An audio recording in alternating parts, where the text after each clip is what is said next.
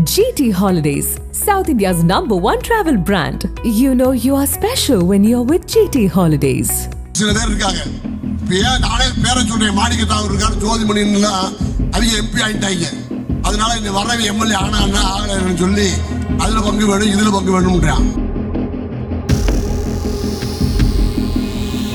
தமிழகத்தில் தொடர்ந்து திமுக தலைமையிலான கூட்டணியுடன் சேர்ந்து காங்கிரஸ் கட்சி தேர்தலை சந்தித்து வந்தது.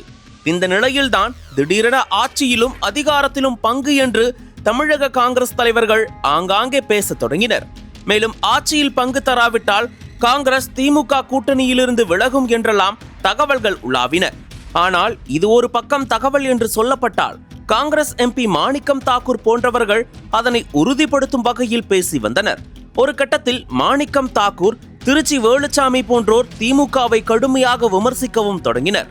இது ஒரு புறம் இருக்க, காங்கிரஸ் நிர்வாகியும் ராகுல் காந்திக்கு மிக நெருக்கமானவருமான பிரவீன் சக்கரவர்த்தி திடீரென விஜயை சந்தித்து பேச்சுவார்த்தை கூட நடத்தினார். இதனால் திமுக காங்கிரஸ் இடையே மோதலும் விரிசலும் ஏற்பட தொடங்கியது. நிலைமையின் தீவிரத்தை உணர்ந்த காங்கிரஸ் டெல்லி தலைமை தமிழக காங்கிரஸ் தலைவர்களை அழைத்து கூட்டணி குறித்து யாரும் பொதுவெளியில் பேச வேண்டாம் என்று கூறி திமுக காங்கிரஸ் பிரச்சனையை அமைதிப்படுத்தியது. இப்படி பல கட்ட சர்ச்சைகளுக்கும் பேச்சுவார்த்தைகளுக்கும் மத்தியில் திமுக காங்கிரஸ் இந்தியா கூட்டணியிலேயே தொடர்கிறது என்று முடிவெடுக்கப்பட்டது. இதனைத் தொடர்ந்து திமுக மற்றும் காங்கிரஸ் கட்சிகளுக்கு இடையேயான தொகுதி பங்கீடு குறித்து பேச்சுவார்த்தைக்காக ஜனவரி 28 டெல்லியில் திமுக எம்பி கனிமொழி காங்கிரஸ் மூத்த தலைவர் ராகுல் காந்தியை சந்தித்து பேச்சுவார்த்தை நடத்தினார்.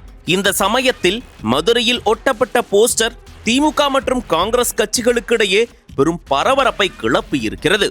முன்னதாக மதுரை சுப்பிரமணியபுரத்தில் திமுக மாணவரணி சார்பில் மொழிப்போர் தியாகிகளுக்கான வீர வணக்க நாள் பொதுக்கூட்டம் நடைபெற்றது. இதில் கலந்து கொண்ட திமுக மாவட்ட செயலாளரும் எம்எல்ஏவுமான கோ தளபதி கூட்டணியில் உள்ள காங்கிரஸ் கட்சியை கடுமையாக விமர்சித்திருந்தார். குறிப்பாக காங்கிரஸ் கட்சியின் பாராளுமன்ற உறுப்பினர்களான மாணிக்கம் தாக்கூர் மற்றும் ஜோதிமணி ஆகியோரின் பெயரை குறிப்பிட்டு கடுமையாக விமர்சித்திருந்தார். அதாவது, இந்த தேர்தலில் யார் எம்எல்ஏ ஆனால் நமக்கென்ன, ஆகாவிட்டால் நமக்கென்ன என்ற மனநிலையில் சிலர் பேசுகிறார்கள். இந்தியா கூட்டணியை காப்பாற்றி வருவது திமுக தான். காங்கிரஸ் கட்சிக்கு ஒரு தொகுதியில் 3000 முதல் 4000 ஓட்டுகள் தான் இருக்கிறது.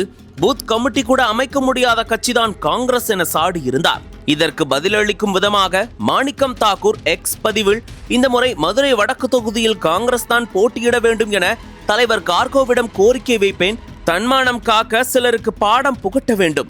அதிகாரத்தில் இருப்பதால் தோழமை கட்சிகள் அமைதியாக இருக்கும் காலம் முடிந்துவிட்டது என தெரிவித்திருந்தார்.